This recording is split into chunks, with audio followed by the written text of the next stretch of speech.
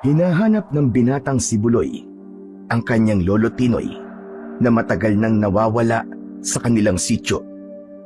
Isang gabi ay malalaman niya kung nasaan ito dahil sa bulong ng isang nilalang na hindi niya nakikita. Hindi inaasahan ni Buloy na makakaengkwentro siya ng isang sangkabagi at gagamitin daw siya laban sa mga aswang na malagabunan. Ano nga ba ang sangkabagi? Ano ang dahilan kung bakit siya ang gagamitin ito laban sa mga aswang? Paano naman kaya niya matatalo ang mga aswang? At ano ang magiging sandata niya laban sa mga ito? Hindi magiging madali ang laban ni Buloy sa mababangis na mga aswang. 2 tao ang makakasama niya, ang dati niyang matalik na kaibigang si Kael at ang albularyang si Aling Carmela. Ngunit maging sa mga ito ay kailangan niyang mag-ingat. Kung bakit, alamin natin sa maaksyon, makapigil hininga at nababalot ng kababalaghang kwentong ito ng katatakutan.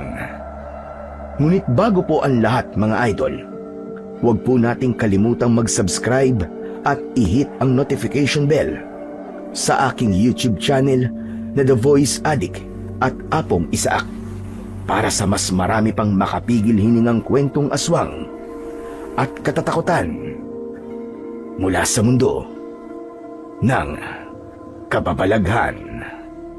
Umpisahan na po natin ang kwento. Lolo Tinoy! Lolo Tinoy! Nasaan ka na ba? Pakiusap, magpakita ka na po sa akin. Namimiss ko na po kayo. Kayo na lang po natitirang pamilya ko. Mawawala pa kayo. Ayoko mag-isa, Lolo. Kahit malalim na ang gabi, sa liblib na sityo ng Tagpeo sa Cervantes, probinsya ng Ilocos Sur, ay wala pa ring tigil sa paghahanap sa kanyang lolo Tinoy, ang 17 anyos na binatang si Buloy. Ilang araw nang nawawala ang matanda, simula nang bumalik sila mula sa Maynila. Walang pakialam ang binata sa banta ng mga sindikato na nangunguha na naman ng mga tao at sa bali-balitang may gumagala raw na ligaw na mga aswang sa kanilang bayan. Ang mahalaga sa kanya ay ang mahanap ang mahal na mahal niyang lolo. Ang kanyang lolo na nagpalaki at mag-isang nagtaguyod sa kanya simula nang maulila siya sa mga magulang. Lolo Tinoy ko! Pinapangako ko, hindi ako titigil hanggat hindi kita nahahanap. Kahit makipaglaban pa ako sa mga sindikato o kaya sa mga aswang-aswang na yan, gagawin ko, Lolo. Masiguro ko lang naligtas ka at buhay ka pa. Kaya Lolo Tinoy, magpakita ka na, please. Hindi ako makakapayag na basta ka na lang nawala. Wala ka man lang pasabi. Kaya hindi ako titigil sa kakahanap sa'yo. Napakadilim ng gabing yon sa sityo, lalo't walang buwan sa kalangitan. Ilan na lang ang mga bahay na nakasindi pa ang mga ilaw.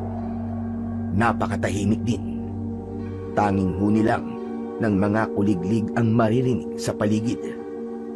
Hindi napansin ni Buloy ang mahihinang mga singasing sa kanyang paligid. May kung anong anino rin na palutang-lutang sa kanyang ulungan at nagpaparot pa rito.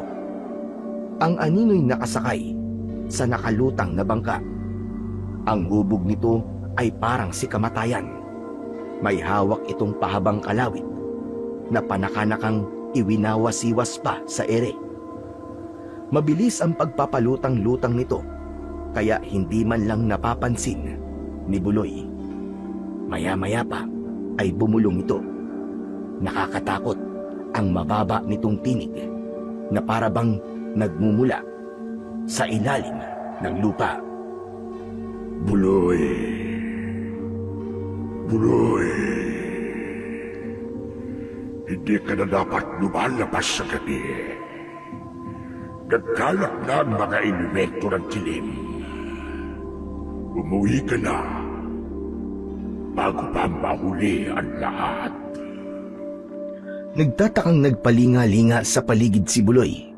Pagkarinig sa tinig na yon, kada lingon niya, mabilis ding nagtatago sa kanyang likuran ang aninong nilalang. Ha? Saan ang galing ang bulong na yun? Tao ba yun? Anong klaseng nilalang yun? Hoy! Kung sino ka man! Magpakita ka sa akin! Kahit ano ka pa! Hindi ako natatakot sa'yo! Umuwi ka na, Buloy. Kung ayaw mong matulad sa sinapit ng iyong lolo, Tinoy, wala na ang lolo mo. Dala-dala ko na sa bangka ko ang kanyang kaluluwa. Ano? Hindi. Imposible. Buhay pa ang lolo Tinoy ko. Hindi pwedeng wala na siya. Hindi. Hindi ako naniniwala. Sinasabi ko na sa'yo, umuwi ka na. Nasa paligid-ligid na ang mga aswang. Magtago ka na hanggat hindi ka pa nila naaamoy. Alam ko na. Siguro isa kaming aswang, no? Magpakita ka sa akin, hayop ka. Hindi ako natatakot sa'yo. Siguro ikaw ang lumapa sa lolo ko, no?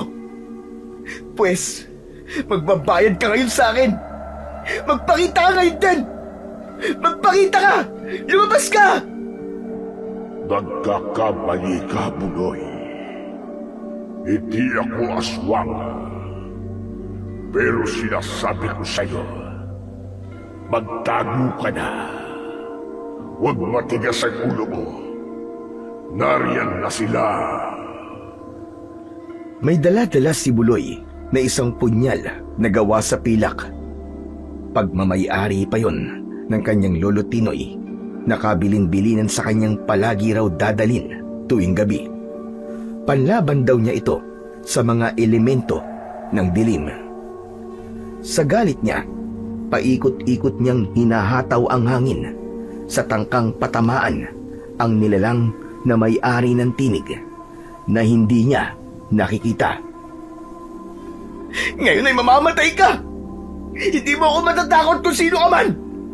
Lumaban ka ng patas! Magpakita ka sa akin, hayop ka!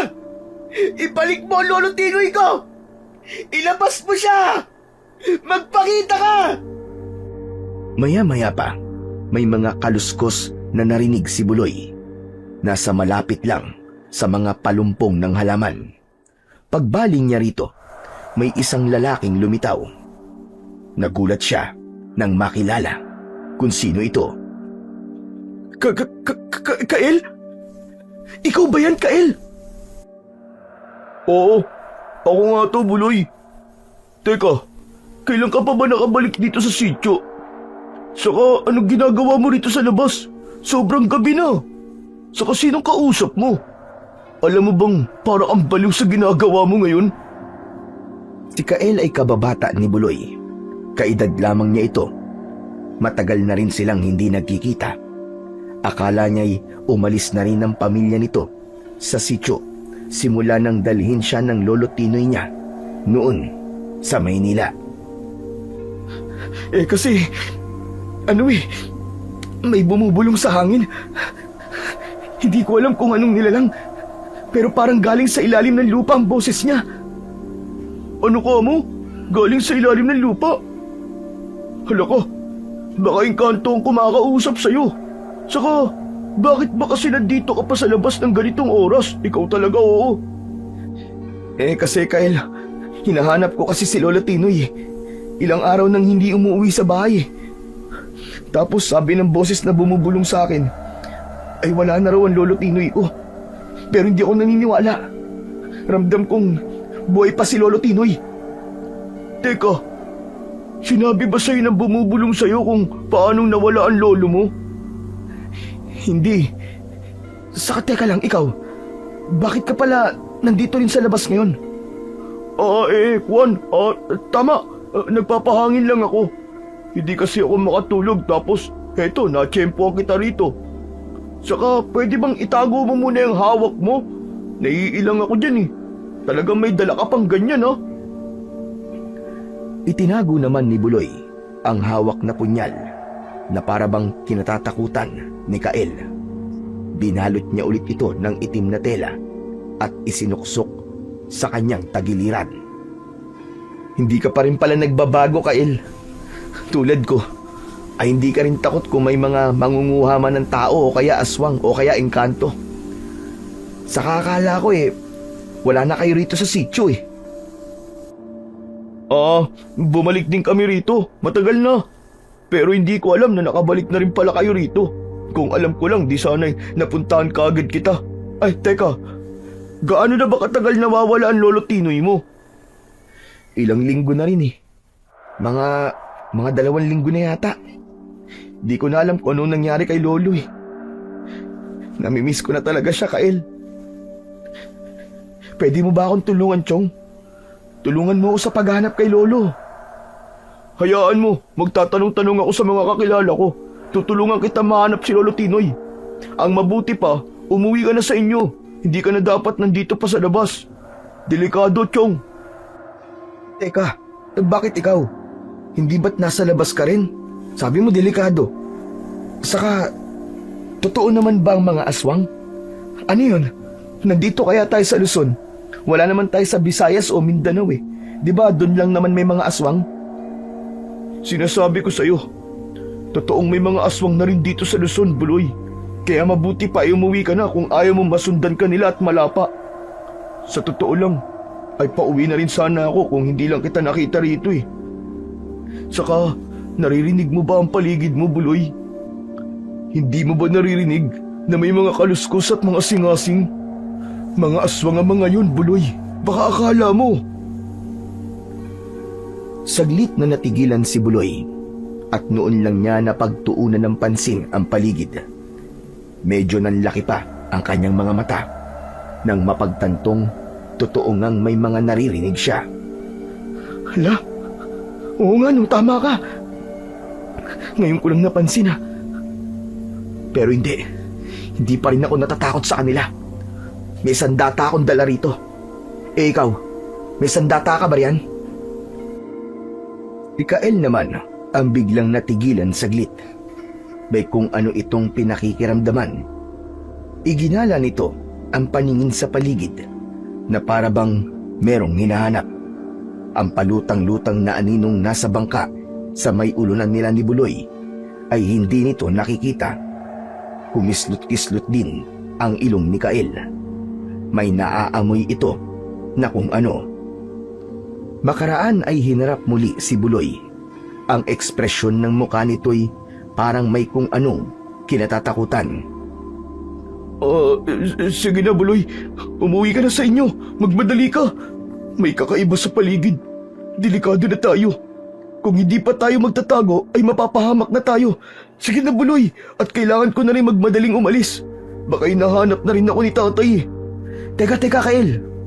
Sasama na rin ako sa'yo. Doon na lang muna siguro ako sa inyo. Tapos Ngunit hindi pa natatapos ni Buloy ang pagsasalita. Mabilis nang tumakbo si Kael. Naiwan si Buloy na hindi malaman ang gagawin. Lumingalinga siya sa paligid at pinakinggang muli ang mga kaluskos at mga singasing. Medyo nawala ang kaba niya nang mapansing biglang tumahimik ang paligid. Maski ang huni ng mga insektong kuliglig. Teka, bakit biglang tumahimik? Ano kayang meron? Teka, ang mabuti pa siguro ay makaalis na nga rin. Pero kailangan ko pa rin mag-ingat. Baka nag-aabang lang ang mga aswang o kung ano pa man. Saka yung bumubulong pala kanina. Nasaan na kaya yun? Paghakbang ni Buloy, hindi pa man siya nakakalayo sa daan. Walang ano-ano'y biglang bumukas ang pinto ng isang bahay. Ilang di pa lang ang layo nito mula sa kinaroroonan ni Buloy. Isang matandang babae ang humahangos na lumapit sa kanya. Sa kaliwang kamay nito ay may bitbit na gasera. Sa kanan naman ay may bitbit na umuusok na munting banga. Naamoy kagad ito ni Buloy. Amoy ng pinagsama-samang kung ano-anong mga dahon. Ang matandang babae ay si Aling Carmela. Isa yung 60 anyos na byuda at isang albularya. Diyos ko po, bata ka. Mabuti at nasilip kita sa bintana. Magmadali ka. Pumasok ka na sa bahay ko. Bilisan mo. Hindi mo ba alam na may naglalabas ang mga aswang sa gabi ng ganitong oras dito sa sityo? Bilisan mo. Pumasok ka na rito. Biglang nanlaki ang mga mata ni Aling Carmela nang mapatingala ito ng bahagya. Napansin nito ang lumulutang na anino na nakasakay sa bangka. Ang anino namang yun ay mabilis na lumipad palayo nang mapansin itong nakikita pala ito ng matanda. Sus Mariosep, apurahin mo nga kumilos, bata ka. May sumusunod pala sa'yo na hindi mo namamalayan. Bilisan mo. Ha? Teka, ano po ba sumusunod sa akin? Sige na, huwag mo na akong mataan pa riyan. Saka ka na magtanong kapag nasa loob na tayo ng bahay. Bilisan mo na. Wala nang nagawa si Buloy, kundi ansundin na lamang ang inuutos ng matandang babae sa kanya. Napalakas pa nga ang pagtulak nito sa kanya dahil sa labis nitong pag-aalala. Pagpasok nila sa bahay ng matanda, ay mabilis agad itong isinara ang pinto. Nagsabit ito sa likod ng pinto ng kung anong itinaling kumpol ng mga daon at tangkay. Makaraang maibaba at maitabi ang mga hawak, ay kabadong hinarap nito si Buloy. Hay nako, mabuti na lang at nailigtas kita, bata ka. Kung hindi baka nakuha ka na at nalapa ka na ng mga aswang, o kaya baka nakuha ka na ng sangkabagi na yon. Ha? Ano po? Sangkabagi? Teka po, Lola. Ano po ba yun? Hay nako, mga kabataan talaga ngayon. Walang alam sa mga elemento rito sa Ilocos. Para sa kaalaman mo, ang sangkabagi ay kahawig ni kamatayan. Nakakaputi siyang itim at may hawak din siyang malaking kalawit. Nakasakay siya sa kulay itim at nakalutag na bangka. Siya ang tagakalawit ng mga kaluluwa ng mga namatay o kamamatay pa lamang. Tagakalawit? Tagakalawit ng mga kamamatay pa lang? Tama. At pwede kanyang kalawitin kahit buhay ka pa kung gugustuhin niya. Napaisip bigla si Buloy sa sinabi ni Aling Carmela. May naalala siya. Kaninang nasa labas pa siya. Nakikipag-usap po ba sa tao ang sinasabi niyong sangkabagi? Oh, at depende. Bihira lang silang makipag-usap sa tao. Taka, bakit mo nga pala naitanong? Huwag mong sabihing nakausap mo ang sangkabagi na yon. Tumango si Buloy na ikinagulat naman ni Aling Carmela. Talaga?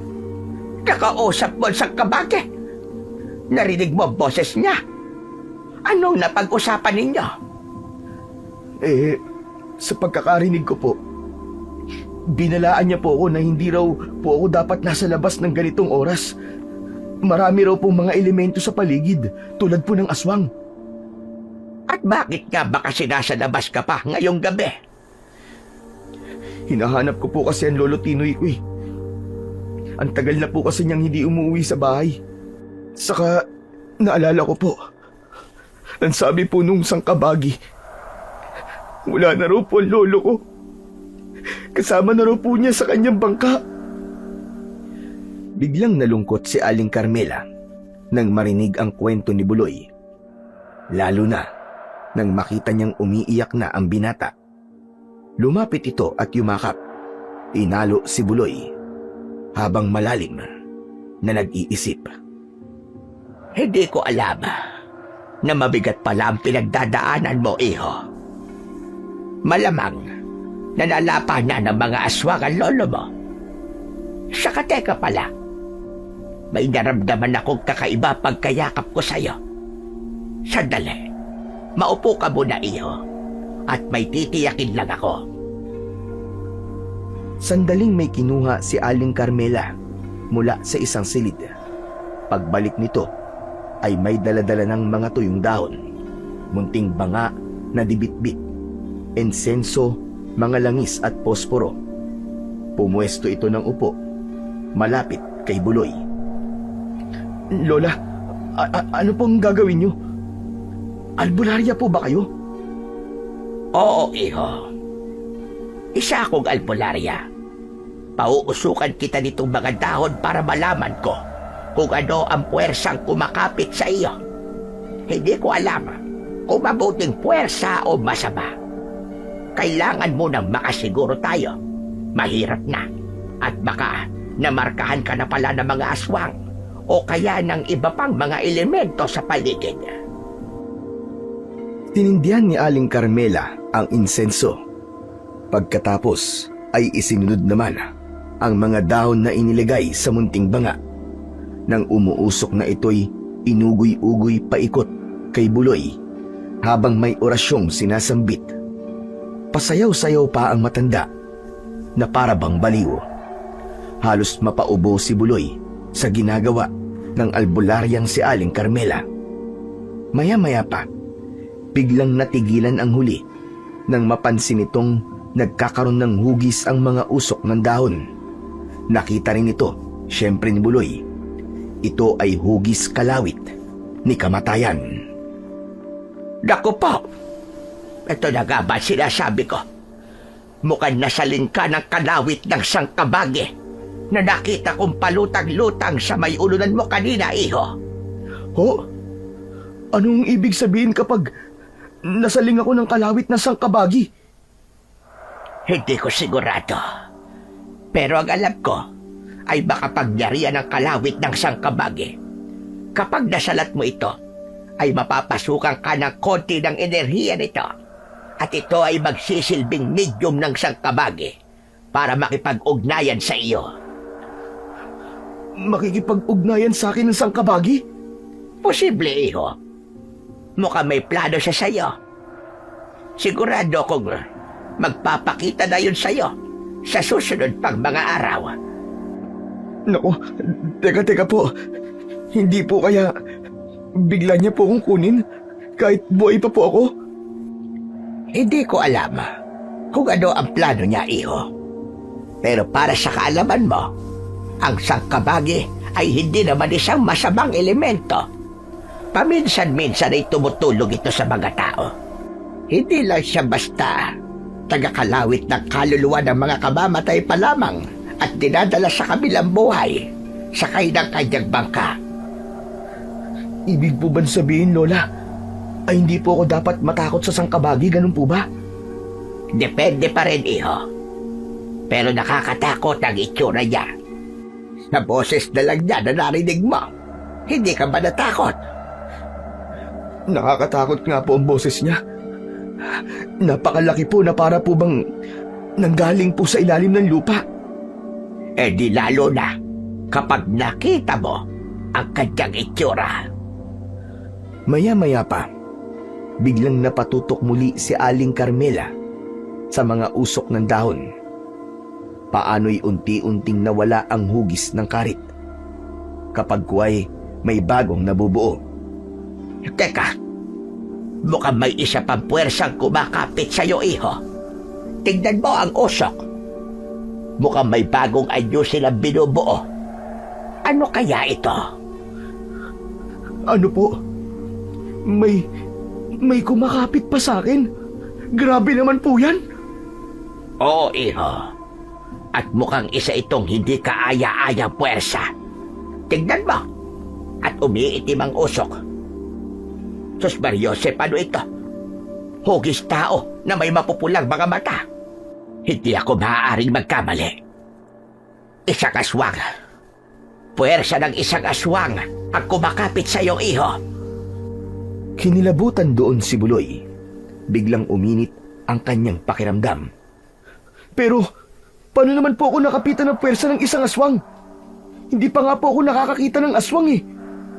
Nako baka may nakasalamuha kang aswang na nasa anyong tao pa lang. Siguro sa umaga mo nakasalamuha at nahawakan ka niya. Sandali. At kailangan nating maalis sa balat mo ang puwersang yan. Kung mananatili sa iyan, ay madali ka nilang matutunton sa angkaban po maroon. Paano naman po ninyo aalisin? Baka kailangan ko lang po maligo para maalis to. Hindi basta-basta naaalis yan sa ligo lang. Teka, maiwan mo na kita at kukuha lang ako ng mga pangontrang langis sa kwarto ko.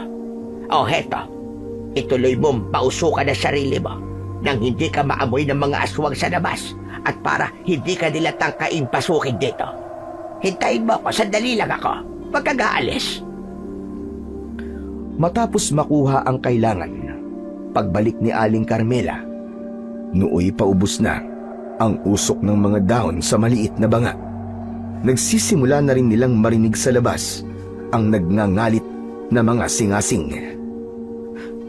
Lola, may mga sumisingasing po sa labas. Naririnig niyo po ba yun? Naamoy ka na ng mga aswang sa labas, iho. Paubos na kasi ang usok ng mga dahon ko. Kailangan na kitang mapahirad ng pangontrang langis nang maalis na ang amoy na kumapit sa iyo. Nagmamadali ang matanda sa pagbukas ng dala nitong botelya na may lamang malinaw-linaw na langis. Agad nitong pinahiran ang nakalantad na mga balat ng binata. Maglagay ka na rin sa mga palad mo, iho. At ipahid mo rin sa buong damit mo. Tiyak na kapag naamoy ng mga aswang sa labas ang langis, ay sasakit ang ilong nila at lalayo na rin sila. Hindi na po ba nila ako susundan pagkatapos nito? O kung nawala na po ang amoy ng langis? Hindi ka na nila masusundan ulit. Maliban na lang kung mananatili ka pa rito hanggang sa susunod na gabi. Kapag nawala na ang bisa ng pangontrang langis na ito, ay kasama ng mawawala ang amoy na kumapit sa iyo. Paano po pala kayo, Lola? Tsak nababalik po sila rito dahil alam nilang nandito ako ngayon eh.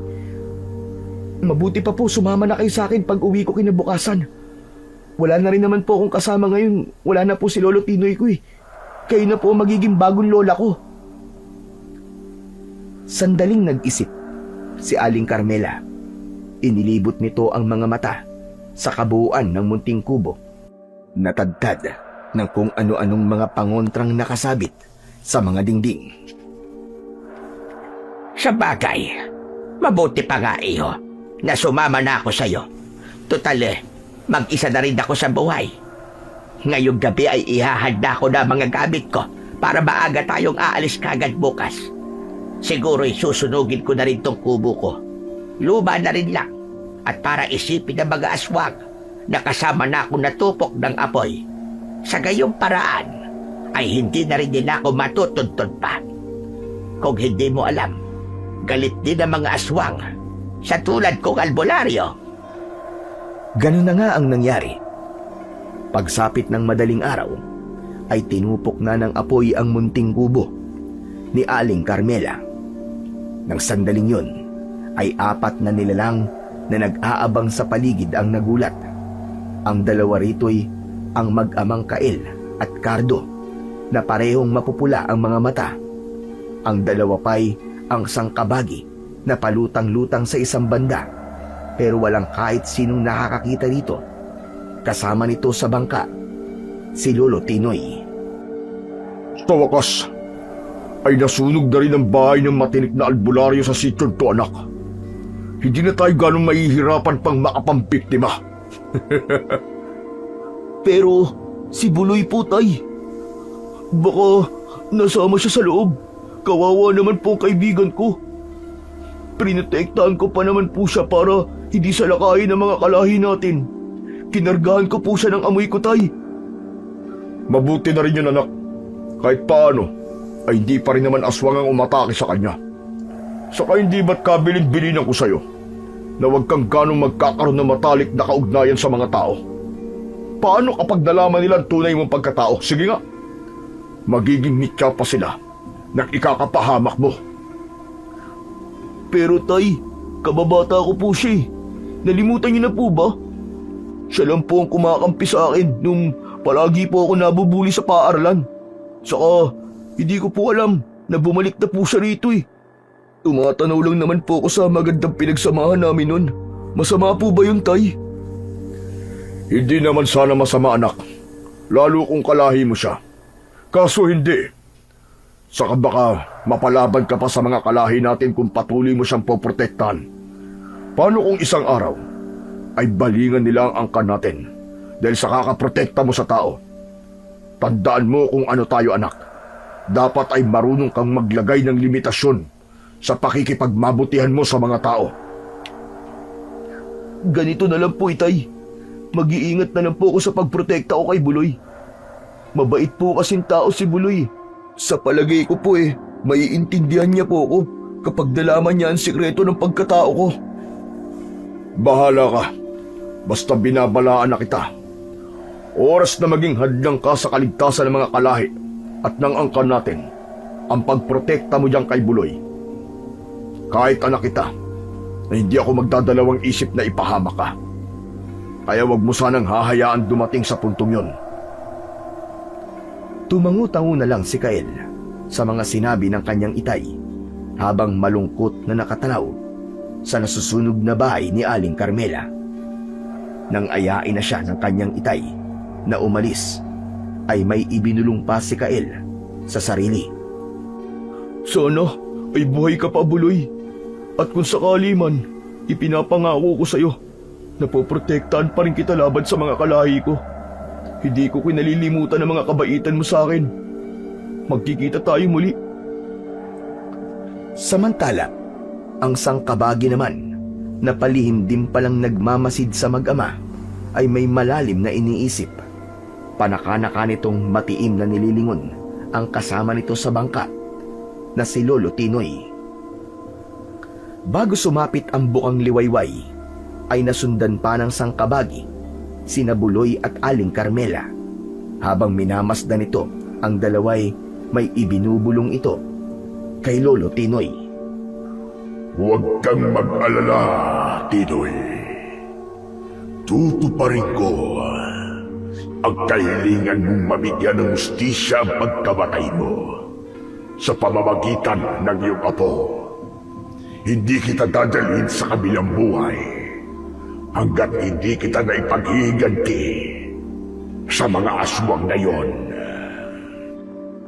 Ikinumpas ng sangkabagi o kamatayan ang hawak nitong mahabang kalawit.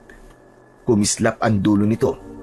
Kasunod nito'y may lumabas na itim na usok at nagmamadaling bumulusok pa ibaba. Sinundan nito si Buloy at palihim na pumasok sa ulo nito.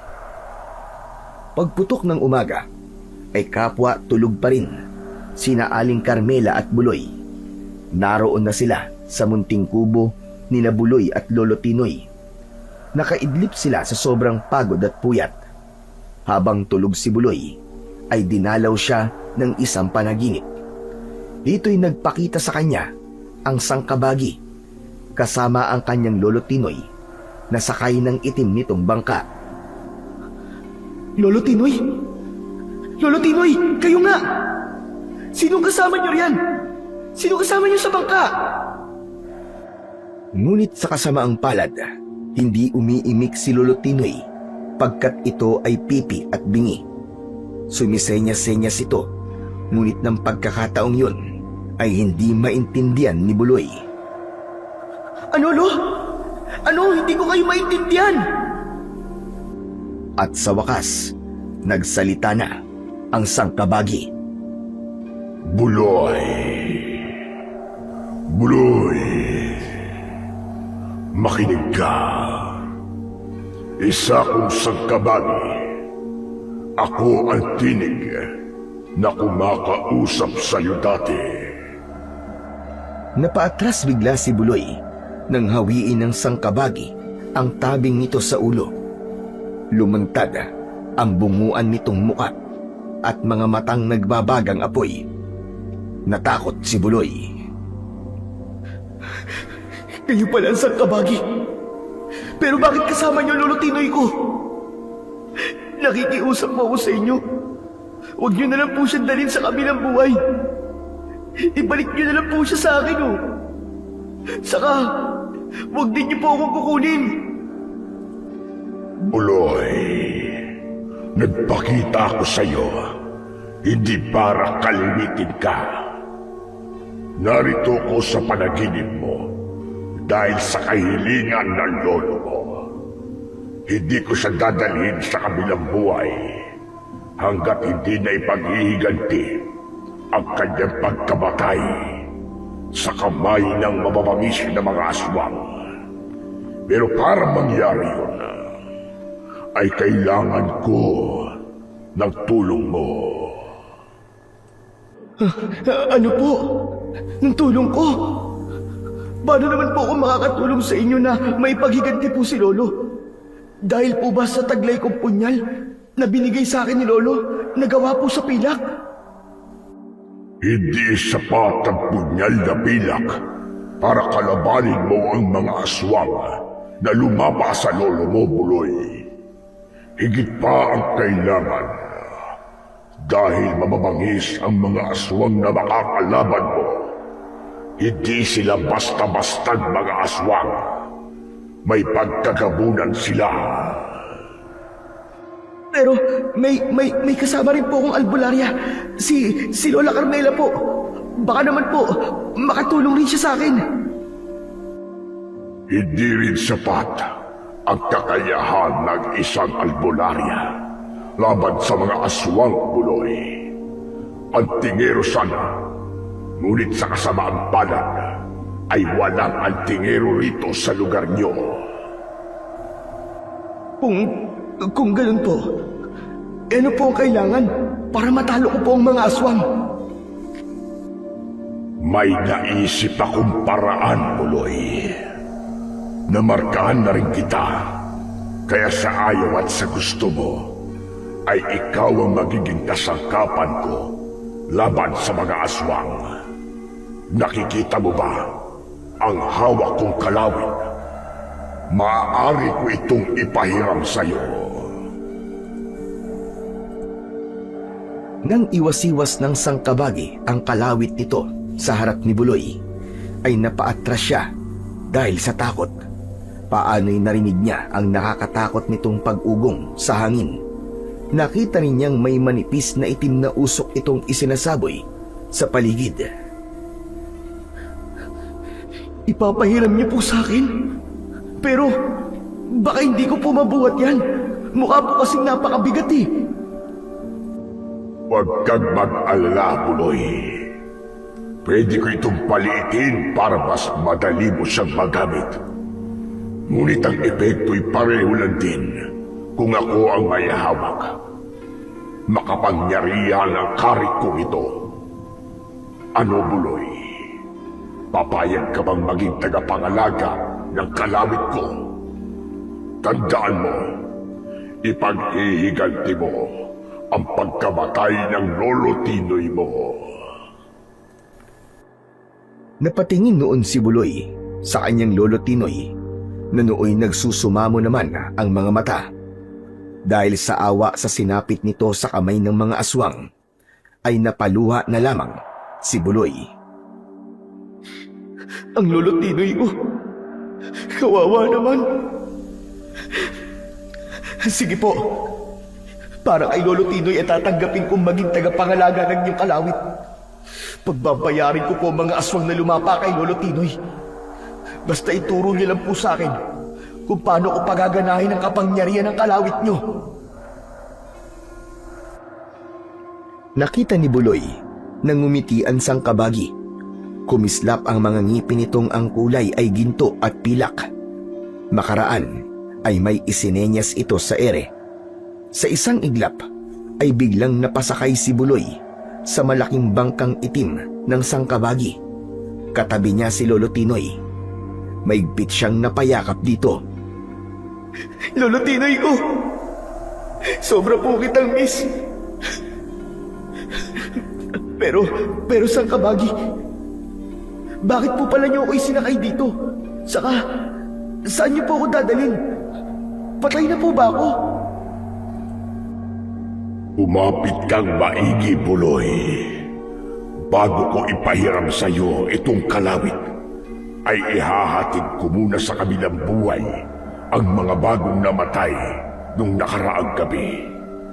Kakaluwitin ko ang kanilang mga kaluluwa at isasakay rito sa bangka.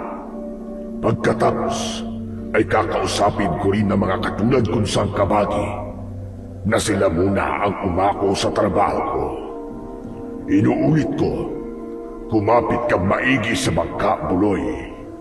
Kapag nahulog ka, ay hindi ka na makakabalik pang muli sa mundo ng mga buhay. Ano? Naku po, nakakatakot naman po yata rito sa bangka. Ito na, nakakapit na ako na maigi. Sukat noon, biglang pinaandar ng Sang Kabagi o ni Kamatayan ang bangka. Halos hindi makahinga sa pagkagulat si Buloy. Paano'y sobrang bilis pala ng andar nito sa hangin. Humahagibis itong daig pa ang isang motorboat.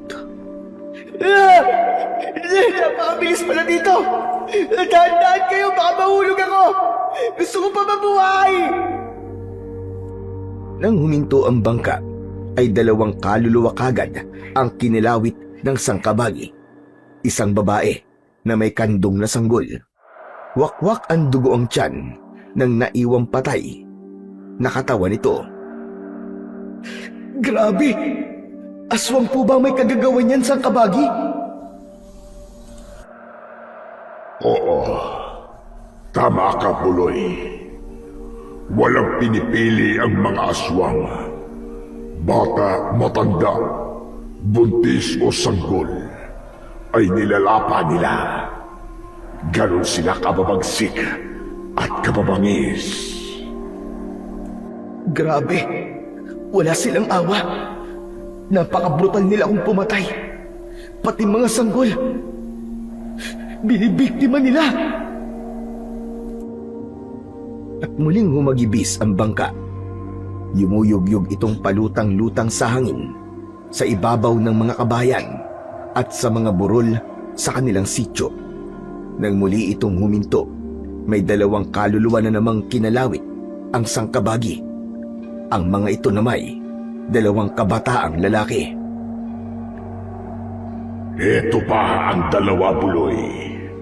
Mga nilapa rin sila ng mga aswang. Tignan mo mga wakwak na kanilang tiyan. Ganyan din ang sinapit ng lolo Tinoy mo. Mga hayop sila. Kawawa naman po pala sinapit ng lolo ko. Winakwak talaga ang katawan. Napakatindi. Agad ding humagibis ulit ang bangka. Nagpatuloy ang pagkalawit ng Sang Kabagi sa mga kaluluwang panay nilapa ng mga aswang. Umabot sa 8 ang kaluluwang nakalawit nito. Ito ang lahat ng mga nilapa ng mga aswang kagabi, Buloy. Ngayon tatanungin kita, hindi mo pa rin ba sila ipaghihiganti sa mga aswang? Hahayaan mo lang bang magpatuloy ang mga aswang sa pagsalakay at pagpatay sa mga kababaryo mo? Siyempre po hindi. Kawawa po kaya ang sinasapit nila. Kaya nga po tinatanggap ko ng maging tagapangalaga po ng kalawit nyo. Tatalunin ko po mga aswang. Pagbabayarin ko silang lahat. Uubusin ko ang lahi nila. Mabuti kung ganon, Buloy. Ngayon naman, ay ihahatid na natin sila sa kabilang buhay.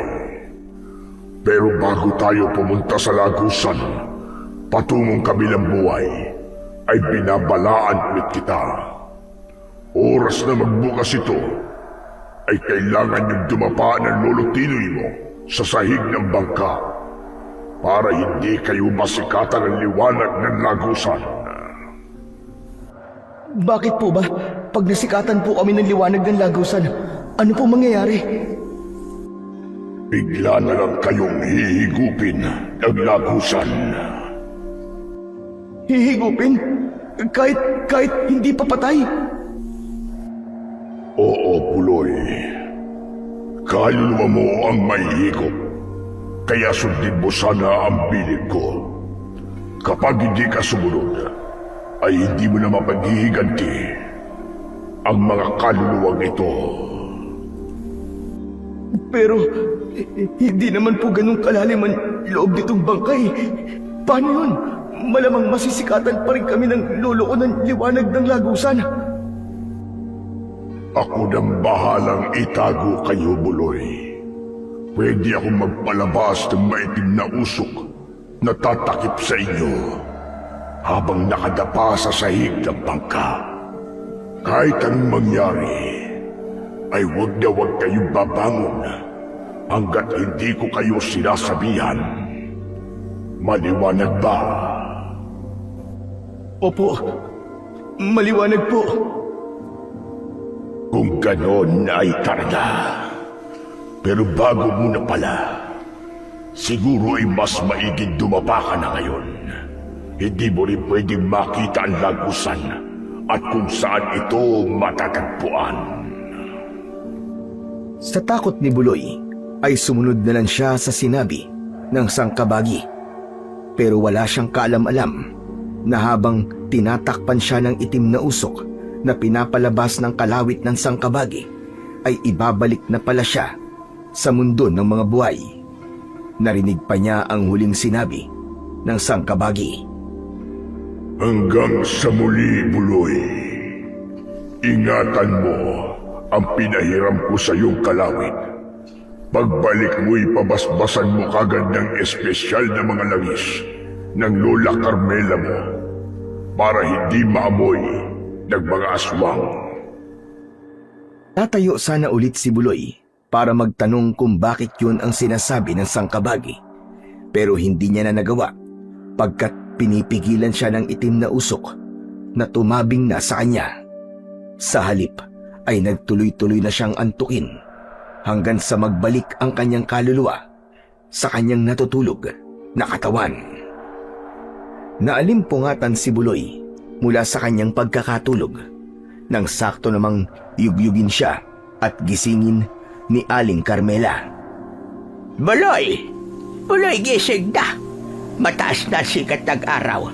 Masakit na sa ulo kung hindi ka pababangon. Saka ano ba itong nasa tabi mo? Wala ka naman dalang ganito kaninang madaling araw, ah. Nag-iinat na bumangon si Buloy at nang medyo may masmasan ay nanlaki ang mga mata nang mapagtanto ang sinabi ni Aling Carmela. Mabilis siyang lumingalinga at hinanap ang tinutukoy nito. Ha?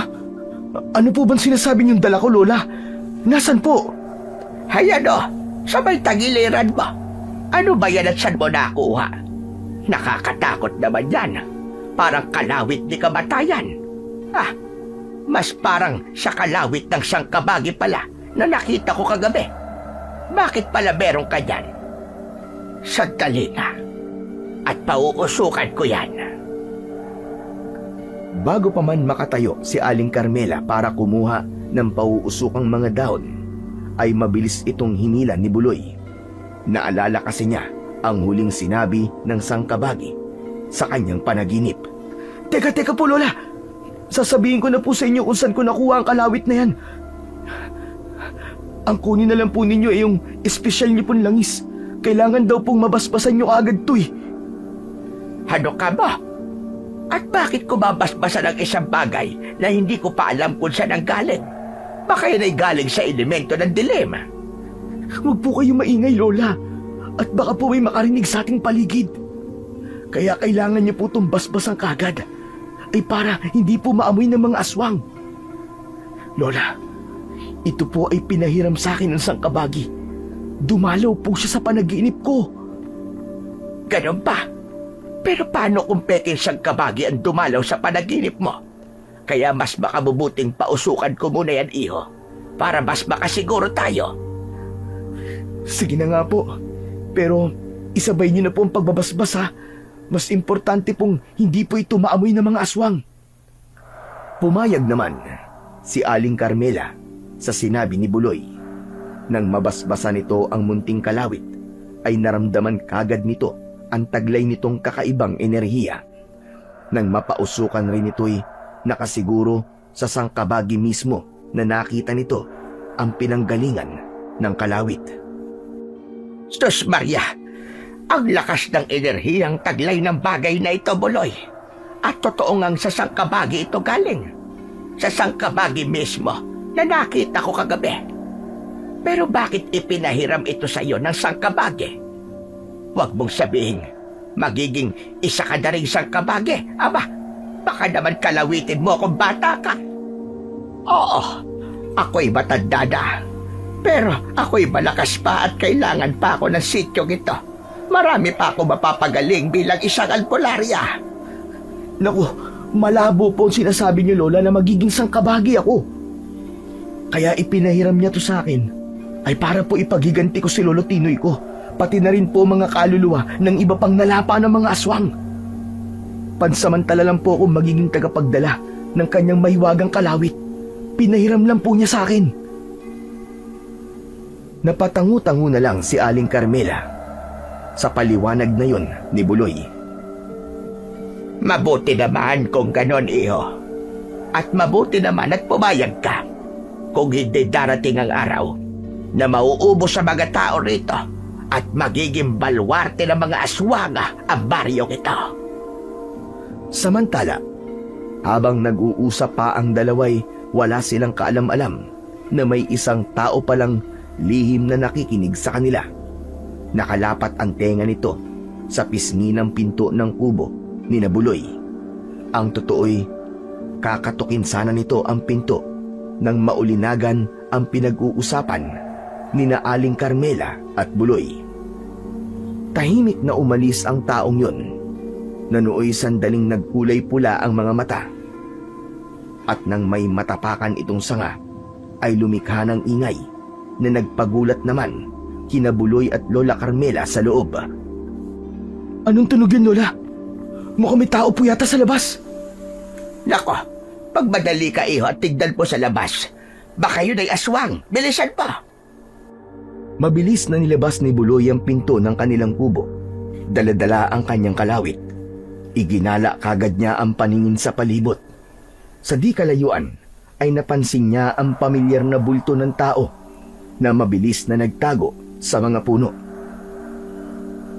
Si Kail? Si Kail lang pala.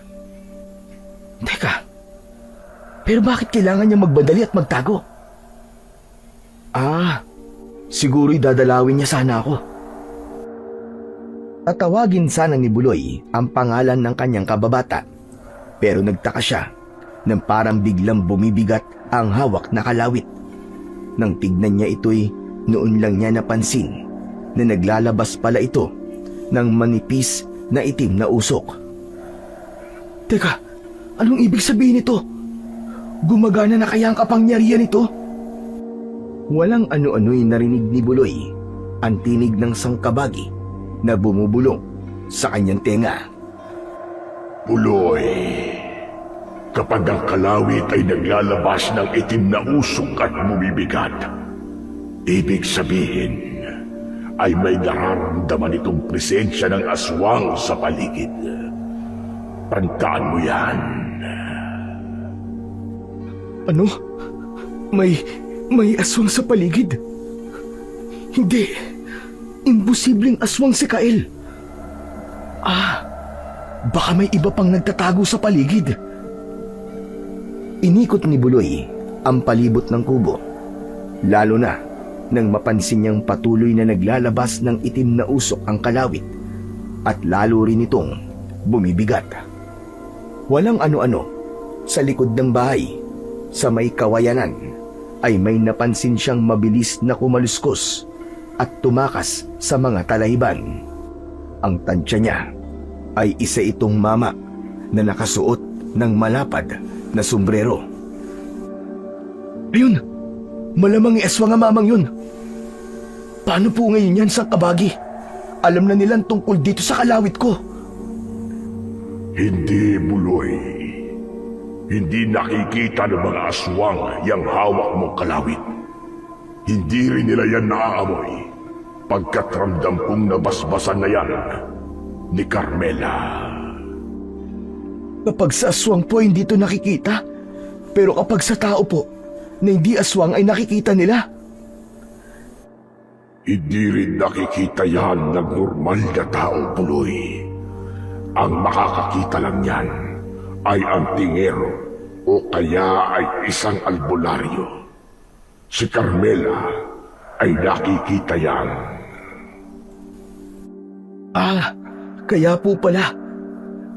Pero paano po ba to makikita o maaamoy ng mga aswang? Hindi nila yan makikita kahit na ano pa ang gawin nila. Maaamoy pwede pa. Maaamoy lang nila yan kapag nakipaglaban ka na sa kanila. Kaya sa ngayon ay iwasan mo munang mapalaban sa mga aswang. Saka na, kapag nasanay ka na sa kapangyarihan nito, na isa-isa kong ituturo sa iyo. Paano po? Kapag sumalakay na naman sila mamayang gabi rito sa sityo, hahayaan ko na lang po bang may malapa na naman sila? Nariyan naman ang Lola Carmela mo. Sabihan mo siyang gumawa ng maraming herbal na pangontrang langis laban sa mga aswang at ipamugmod sa mga kababayan niyo. Ang importante lang muna ay ang may pagtabuyan sila para wala silang malapa. At siya nga pala, yung kalawit ko'y pwede mong gawing pangmarka sa palibot ng mga bahay ng mga kababaryo mo para hindi sila tangkaing pasukin ng mga aswang. Kaya lang ay malalaman na nilang may tagapagdala ng kalawit ng Sangkabagi. Ingatan mo lang na matsyempuan ka nilang naglalagay ng marka. Tandaan mo, yung kalawit ko ay maglalabas ng itim na usok bilang senyales kung may aswang sa paligid. Yun ang gamitin mong tanda para hindi ka matsyempuan ng mga aswang sa paligid na nagpapanggap na tao. Sa halip na habulin sana ang mamang nakita ni Buloy na tumakas, ay sinunod na lang niya ang mga ibinulong ng Sangkabagi sa kanya. Sinabihan niya si Aling Carmela ng kanilang mga dapat gawin bago ulit sumapit ang gabi. Yun ang sinabi ng Sangkabagi. Ay sige, gagawa na ako ng maraming mga pangontrang langis. Ikaw na ang bahala sa paglalagay ng marka sa mga bahay ng mga kababaryo natin. Mag-iingat ka na lang. Sabi mo babalaan ka naman niyang kalawit mo. Pero wag ka pa rin magpapakampante. Hindi natin alam, ay baka may iba pang kakayahan ng mga aswang. Kayo rin po, Lola. Mag-iingat din po kayo habang wala ako. Ay wag mo kong alalahanin, iho. Kaya ko at sarili ko. Walang aswang ang makakalapit sa tulad kong mahusay na albularya. Sa kabilang banda naman, sa bahay ng mag-amang Cardo at Kael, ay pinagsasabihan na naman ng una ang huli dahil sa natuklasan itong ginawa ng huli ng lihim itong sundan. Ang tigas talaga ng ulo mo, Kael. Dinalaw mo pa talaga ang bahay ng kaibigan mo. Alam mo ba kung ano ang natuklasan ko? Hindi lang buhay si Buloy. May naramdaman pa akong kakaiba sa kanya. Sigurado kong hindi siya basta-basta normal na tao lang. May enerhiya siyang kontra sa ating mga aswang. Sigurado kung kapag lumapit ka sa kanya ngayon, ay malalaman na niyang isa kang aswang. Ngayon sabihin mo sa akin, ano ang gagawin mo kapag nahuli ka niya? Sa palagay mo ba, ay paiiralin pa niya ang pagiging dating mong magkaibigan? Tama po kayo, Tay. Nararamdaman ko rin po yung sinasabi niyong kakaiba kay Buloy. Kaya nga po, lumayo na ako agad kanini. Saka po, natigilan si Kael.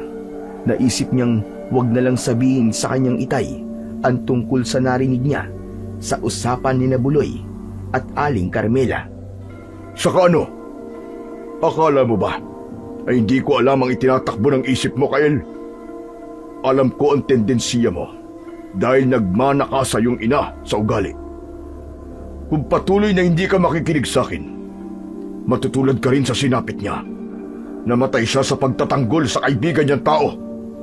Tay, huwag niyo na pong isali sa usapan si nanay. Hindi po parehas ang aming kapalaran. Kayo rin na nagsabi minsan na medyo magkaiba kami ng guhit ng palad. Ay nako, bahala ka sa katigasan ng ulo mo, Kael. Ang natuklasan ko kanina'y ipapaalam ko na sa pinuno natin. Magpupulong ang mga matatalino nating mga kalahi kung paano aalamin ang kakaibang enerhiyang taglay ng buloy na yon. Tsak nabubuo rin sila ng plano kung paano siya kukontrahin at tatalunin. Ito na ang huling babala ko sa iyo, Kael.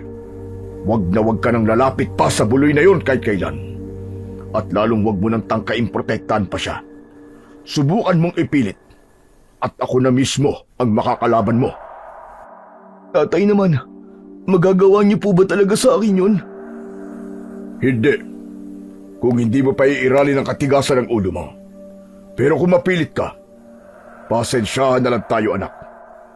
O siya, pag-isipan mo maigi ang mga sinabi ko at ako'y aalis na. Makikipagkita na ako sa pinuno natin. Naiwan si Kael na malalim na nag-iisip. Hindi siya mapakali. Palakad-lakad siya ng paroon parito habang himas-himas ang baba. Paano nang gagawin ko nito? Kailangan ko rin mapagsabihan at balaan si Buloy. Pero paano ko na siya malalapitan? May taglay na siyang kakaibang enerhiya. Saka, aaminin ko na ba sa kanya ang tunay kong pagkatao? Hindi ko alam kung ano magiging reaksyon niya kapag nalaman niyang totoo. Baka mamaya'y itakwil niya na ako. Umabot pa ng 1 oras bago nakabuo ng pasya si Kael. Bahala na. Ang mahalaga ay makapagtapat na ako kay Buloy at tuloy mabalaan ko na siya. Tutali, sawa na rin akong maging aswang. Kaya bahala na kung ano mangyari. At lumabas na rin si Kael para isagawa ang kanyang balak. Samantala, ay tagumpay na naisagawa ni Buloy at Aling Carmela ang pagmamarka sa palibot ng mga bahay at pamumudmud ng mga pangontrang langis na herbal sa buong baryo. Wala silang naging problema o napaharap man sa mga aswang. Nang buong maghapon kasing yun ay walang aswang sa paligid. Pinulong kasi ang mga ito ng kanilang pinuno. Nang bandang hapon, nang pauwi na sana si Buloy, ay napansin niyang panakanakang bumibigat ang sukbit niyang kalawit ng sangkabagi. Hinugot niya ito para makita kung naglalabas din ng maitim na usok. Teka, bakit ganito? Bakit pawala-wala ang paglalabas nito ng itim na usok? Ano na naman kaya ang ibig sabihin nito? Sangkabagi! Sangkabagi, kung naririnig mo ako, sagutin mo ako! Sangkabagi! Noon din ay bumulong ang sangkabagi kay Buloy. May aswang na pasunod-sunod sa iyo, Buloy. Hindi ko maintindihan kung bakit. Pero nararamdaman ko na hindi siya banta sa iyo. Naaamoy ko siya sa pamamagitan niyang kalawit ko. At siya rin yung lalaking nakausap mo ng nakaraang gabi. Nakita ko rin siyang nagmamasid noong tupukin ng apoy ang kubo ni Carmela. Ano? Lalaking nakausap ko kagabi?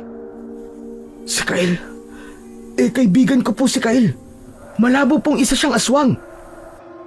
Bakit hindi mo siya kausapin at tanungin, Buloy? Ganito, pansamantala kong kukontrolin ang enerhiya ng kalawit ko para makausap mo siya ng maayos. Ingatan mo lang, na maidikit mo sa kanya nang hindi siya mapapaano. Tingnan natin kung ano ang talagang meron sa kanya na pwedeng makatulong sa atin sa laban sa kanyang mga kalahi. Hindi ko na kailangan subukan pa ang katapatan sa akin ng kaibigan ko sang kabagi. Sinasabi ko na sa'yo, malabong isa siyang aswang. Kung aswang siya, di sana'y noon pa niya ako nilapa. Mukhang nariyan na siya sa likod mo, Buloy. Naririnig ka niya. Biglang napatalikod si Buloy. Nagulat pa siya nang makita si Kael na nakatitig sa kanya ng matiim. Tinatansya siya. Buloy? Buloy, sinong kausap mo? Tama ba narinig ko? Sang kabagi ang kausap mo? Wala akong kausap, Kael. Kita mo naman, walang ibang tao rito sa tabi ko, di ba? Ewan ko ba? Basta bigla na lang ako nagsasalita sa sarili ko kung minsan. Saka, bakit ka pala nandito? Huwag ka na magkaila, Buloy. Dinig na dinig ko ang mga sinabi mo. Pues, nandito din ako para magtapat sa'yo. Oo, isa akong aswang. Pero hindi na isang mabangis na aswang na tulad ng dapat mong asahan. Ang totoo ay sawa na ako sa pagiging aswang ko. Ayoko naman biktima at manlapa ng tao. Gusto ko na maging isang normal na taon tulad mo. Sa ipinagtapat na yon ni Kael, ay natulala na lamang si Buloy. Hindi siya makapaniwala. Hindi rin niya alam kung ano ang dapat niyang maging reaksyon. Hindi kita pipiliting maniwala sa akin, Buloy. Ang mahalaga lang sa akin ngayon ay ang naipagtapat ko na sa iyo kung ano talaga ako. At narito ako para protektahan ka laban sa pinaplano ng aking mga kalahi. Nalaman na ni tatay na may kakaibang enerhiya ka raw na taglay. Ako mismo'y nararamdaman ko yun sa'yo. Ipinaalam na ni tatay sa pinuno namin ang tungkol sa'yo at sigurado akong nakabuo na sila ng plano laban sa'yo. Ha? Ibig bang sabihin ang tatay mo ang nakita ko kanina sa bakuran namin? Nagkakamot ng ulong tumango-tango si Kael. Oo, Buloy. Sinundan pala niya ako. Nalaman ko lang kaninang kakatok sana ako sa pintuan niyo. Narinig ko rin ang pinag-uusapan niyo ni Aling Carmela. Natakot ako sa taglay mong kalawit ng sangkabagi, kaya lumayo ako. Tama ba ako na yung kalawit ang taglay mong kakaibang enerhiya? Si Buloy naman ang alangang napatango-tango. Oo, kalawit nga yun ng sangkabagi. Pero nakikiusap ako sa iyo, Kael. Huwag mo sanang sasabihin sa mga kalahi mong aswang ang tungkol dito. Hindi sa binabalaan o tinatakot kita. Pero ayokong kalabanin ka dahil kaibigan kita, Kael. Napangisi si Kael sa sinabing yun ni Buloy. Huwag ka mag-alala, Buloy. Kaya rin nandito ako ay para kampihan ka. Tutulungan kita laban sa mga kalahi ko.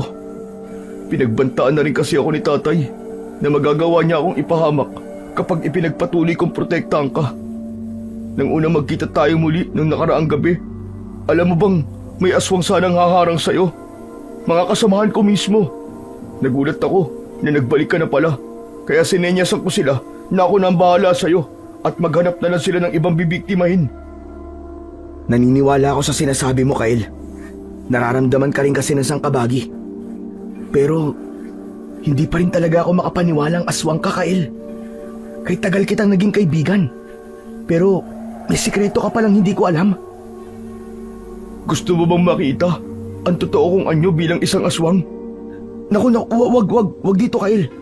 May makakakita sa'yo. Baka pagtulungan ka lang ng mga kababaryo natin. Mabuti pa ay sumama ka sa akin sa bahay. Kaya lang ay wag mo akong lalagyan ng marka o amoy mo, ha? Hindi na siguro posibleng magawa ko pa yun sa'yo, Buloy. May malakas na enerhiya kang taglay. Palagay ko ay hindi ka natatabla ng marka ko. Pagdating ng magkaibigan sa bahay ni Buloy, ay nadatnan nila si Aling Carmela na nagpapaypay gamit ang malapad ditong panyo na isinasampay palagi sa balikat. Nang makita at maramdaman nito ang kakaibang presensya ni Kael, ay agad itong napatayo at kinapa ang dalang mga pangontrang langis sa bulsa. Teka, Buloy. Sino itong kasama mo? Bakit mabigat ang nararamdaman ko sa kanya? Sandali. Huwag mo siya papapasukin, Buloy. Abay sa aswang ang enerhiyang nararamdaman ko sa kanya. Hindi ba nararamdaman ang taglay mong kalawit kung anong nilalang siya? Nararamdaman po, Lola Carmela. Tignan niyo po tong kalawit ko. Dahil nakikita naman ni Aling Carmela ang kalawit, ay inilantad ito ni Buloy.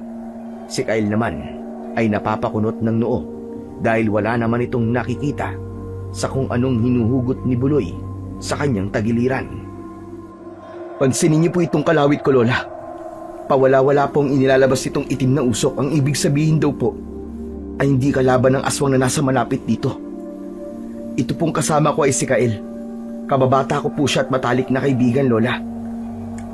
Inamin niya po sa akin na isa po siyang aswang. Pero sawa na daw po siya sa pagiging aswang at mas gusto na lang pong mamuhay na tulad ng normal na tao. Ganun ba? Pero hindi pa rin ako kampante sa kanya. Hindi ko ba alam na tuso ang mga aswang? Paano kung pakanalan pala ito ng kanyang mga kalahi? Kaya tumabi ka, Buloy, at wiwisikan ko siya ng pangontrang langis. Sa bilis ng kilos ni Aling Carmela, ay masasabuyan na sana ng langis si Kyle kung hindi lang agad na iharang ni Buloy ang katawan. Kaya sa halip ay siya ang nasabuyan. Si Kyle ay biglang nag-iba ng anyo bilang reaksyon kapag napapaharap sa panganib. Lola Carmela naman! Sabi na kong kakampi natin si Buloy eh. Huwag niyo po siyang sabuyan. Binulungan po kaya ako ng sangkabagi na makakatulong natin siya laban sa mga kalahi niyang aswang. Totoo po yun, maniwala po kayo sa akin. Ayan, tingnan mo, Buloy. Nag-anyong aswang na siya. Diyos ko, may pagkagabunan pala siya. Tingnan mo, ang puti ng buhok niya at maitim-itim ang balat. Ang kanyang uri ng aswang ay malalakas. Namangha naman si Buloy nang makita sa unang pagkakataon si Kyle sa anyong aswang ito. Kyle, totoo ngang aswang ka. Ngayon ay lubos na ako naniniwala. Grabe, nakakatakot pala ang itsura niyo. Saka, paano ko nga ba matatalo ang mga kalahi mo? Gaano ba kalakas sa mga malagabunan? Ano ang mga abilidad niyo? Aba, ang isang alam kong kakayahan nila ay mabibilis silang kumilos. Hindi sila basta-bastang mga aswang. Tama ho kayo, Lola Carmela. Saka alam niyo ho ba, ang mga pangontra niyo bilang isang albularyo ay hindi na ganong tatalab ngayon sa amin. Napag-aralan na kasi ng pinuno namin at ng mga matatalino sa amin ang mga pangontra niyong herbal.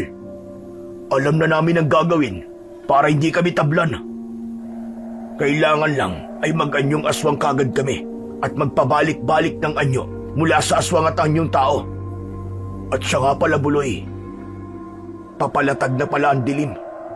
Kailangan na ninyong maganda. Sigurado ako maglalabasan na mga kalahi ko. At ikaw, ang pinaka-target nila. Naku, Buloy, namarkahan mo rin ba ang palibot nitong kubo? Kailangan hindi na tayo mapasok dito. Opo, namarkahan ko na rin po, Lola. Sigurado kung hindi nila tayo mapapasok dito dahil sa marka. Kinakabahan ako. Diyos ko, paano kung hindi na pala tatalab ang mga marka? Ano ang susunod nating gagawin kung sakali?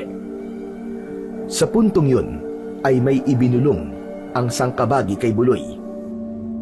Binulong po sa akin ang sangkabagi ngayon lang. Imposible raw po na hindi tatalab ang mga marka. Hindi rin daw po sila kagad makakaisip ng paraan kung paano yung kukontrahin.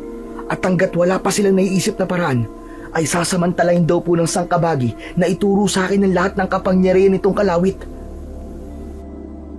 Ganun ba? Mabuti naman. Kaya apurahin mo ng matutunan ng lahat ng dapat mong matutunan, iho. Saka itong kaibigan mo pala. Huwag mong sabihin dito rin siya matutulog ngayong gabi. Kailangan, may kasiguraduhan ako na ligtas tayo sa kanya kung sakaling pain lang pala siya ng kanyang mga kalahi. Naku, Lola, ano pa po bang mas makakapagpasiguro sa atin kundi itong kalawit ko? Tiyak na malalagot si Kalil kapag nagkamali siyang isahan tayo. Sabi ng sangkabagi ay pwede raw itong kusang kumilos kapag nakakalingat ako o tayo. Kaya ikaw, Kael, wag kang magkakamali, sinasabi ko sa'yo. Naku, wala kayong dapat na alalahanin sa akin, Buloy. Saka simula nung bata tayo, kailan ba kita inisahan? Teka pala, Buloy, ano ba yung sinasabi mong kalawit? Nasaan ba ang kalawit mo? Yun lang, Kael. Hindi mo to basta-basta makikita. Nakasuksok to ngayon sa tagiliran ko. Pero si Lola Carmela lang at ako nakakakita nito. Hindi ito nakikita ng mga katulad mong aswang. Ah, ganun pala. Mabuti naman. At hindi pala yan nakikita ng mga tulad kong aswang. Ibig sabihin, ay hindi yan aasahan ng mga kalahi ko. Tsak, na masusurpresa na lang sila kapag napalaban na tayo sa kanila. Walang ano-ano. Pagkatapos magsalita ni Kael, ay may ugong silang narinig sa labas. Halo-halong singasing, ungol at atungal ng nagdadatingang mga aswang. Sumunod ay ang sigawan ng mga tao sa labas na nagbababalang nariyan na raw ang mga aswang. Diyos ko po, eto na. Humanda na kayo, Buloy. Yung kalawit mo. Wala bang ibinubulong sa'yo ang sangkabagi? Humanda daw po tayo sa posibleng mangyari, Lola. Magpahid daw po kayo ng pangontrang langis. Pengi din po ako.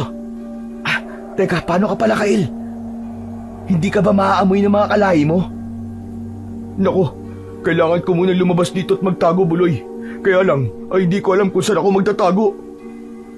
Kaso, hindi ka na pwedeng lumabas eh. Namarkahan ko na ang palibot nitong kubo kaninang pagpasok mo. Teka, may ibinulong sa akin ang sangkabagi. Kailangan daw kitang lagyan ng usok para hindi ka nila maamoy. Kaya lang, ay kailangan mong tiisin pagkat maapdi raw ang epekto sa'yo. Sige, gano'n na lang, Buloy. Wala naman akong ibang pagpipilian eh. Titiisin ko para sa kaligtasan natin tatlo ngayong gabi.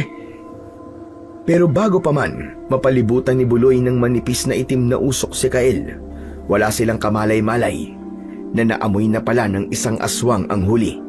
Noong nasa labas lang mismo ng kubo ang aswang na yun, at yun ay walang iba kundi ang tatay ni Kael na si Mang Cardo.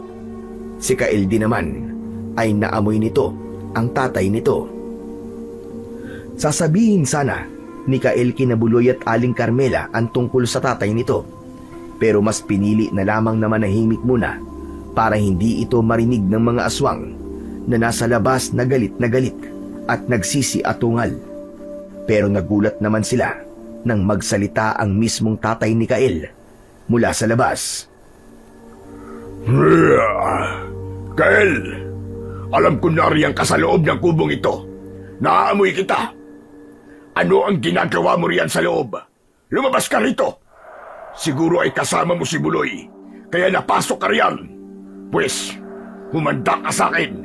Simula ngayon, ay ako na mismo ang tatapos sa'yo. Wala ka ng karapatang mabuhay. Walang karapatang mabuhay tulad mong taksil sa kanyang mga kalahi. Humanda rin ang Buloy na yan. May taglay pala siyang kalawit ng sangkabagi. Pwes, hahanap kami ng paraan kung paano makukontra ang mga markang ito ng kanyang kalawit. Pati ang kanyang kalawit ay kukontrahin namin sa lalong madaling panahon. Aba, akala ko ba hindi maaamoy ng aswang si Kael dahil sa itim na usok, Buloy? Hindi yata tumalab. Mukhang hindi ka magaling gumamit ng kalawit. Naku, sobrang talas lang po talaga ng pang-amoy ni Tatay Aling Carmela. Siguro naunahan niya akong maamoy bago pa man ako mapalibutan itong itim na usok. Opo, paano yan? Di alam na rin nilang dito na mamalagi si Buloy. Kakailanganin na naman nating lumipat ng matitirhan. Hindi pala natin problema ang ligtas na malilipatan. Ako nang bahala. Ang kailangan natin ay ang paghandaan ang sinasabi ng aswang na yon. Nahahanap daw sila ng pagontra sa mga marka at sa kalawit mo, Buloy. Huwag ko kayo mag-alala, Lola. Ang sangkabagi na raw po ang bahalang ihanda ako. Kayong dalawa po ni Kael ang inaalala ko. At ano naman ang dapat mong ipag-alala sa amin, iho? Nariyan ka naman para protektahan kami, hindi ba? Huwag mong sabihin, hindi mo kami kayang protektahan. Hindi naman po sa ganun, Lola. Meron lang po kasing... basta po. Ibig ko sabihin, basta wag na wag po kayong lalabas ngayong gabi. Sigurado pong mag-aabang pa rin sila sa labas hanggang sa bago magbukan liwayway. Hindi na binanggit pa ni Buloy ang kung ano pang ibinulong sa kanya ng sangkabagi tungkol kina Kael at Aling Carmela. Isang bagay kasi yung siya lang muna ang dapat makaalam. Titignan niya kung ano ang mangyayari. Kailangan daw niyang mag-ingat sa dalawa dahil may isang tendensiya raw na dulot ng pagtataglay niya ng makapangyarihang kalawit. Hindi lang daw mga aswang sa labas ang panganib sa kanya, kundi lalong-lalo na raw sa dalawang ito na malapit sa kanya. Buong magdamag ng gabing yon ay nagtiis si Kael dahil sa manipis na itim na usok na nakapalibot dito. Buong magdamag ding walang nabiktima ang mga aswang sa baryo. Pagsapit naman ng umaga, ay maagang gumising ang tatlo at nagplano kagad kung ano ang kailangang gawin. Ang itim na usok noon na bumabalot kay Kael ay kusa nang nawala. Ang mga paso rin nito sa balat ay kusa na ring naghilom. Magsipaghanda na kayo, Buloy, Kael. Aalis na tayo rito ngayon din. Lilipat na tayo na matitirhan. At alam na ng mga aswang na dito ka lang matatagpuan, Buloy. Saan naman po tayo pupunta, Lola? May alam akong kuweba sa gilid ng isang burol dito sa atin. Sa malapit doon ako kumukuha dati ng mga herbal na halaman. Doon din ako nagpapahinga madalas. Mas makabubuting doon na lang muna tayo. Doon ay ligtas tayo, sigurado yon. Marami rin kasing mga baging doon na makabuhay. Takot na mga aswang na pumasok sa kuwebang yon. Naku, paano po ako makakasama sa inyo sa kuweba kung marami po palang makabuhay doon? Oo nga pala. Bakit naman kasi kasama ka pa namin eh? Paano yan? Baka kailangan mo nang humiwalay sa amin ngayon. O kaya, ay humanap ka na lang ng sarili mo mapagtataguan. Medyo nalungkot doon si Kael. Sinulyapan niya si Buloy. Nagpapasaklolo ang kanyang mga mata. Paano nang gagawin ko, Buloy? Delikado na ako sa mga kalahi ko at lalo na kay tatay. Hindi naman kami ay magiging delikado na dahil sa'yo. Kagabi nga lang, kita mo naman na dahil sa'yo, kaya nalaman ng tatay mo na yon na dito lang matatagpuan si Buloy. Pati ako na albularyo ay muntik nilang malamang buhay pa. Sa sitwasyong yun, ay sandaling nag-isip si Buloy.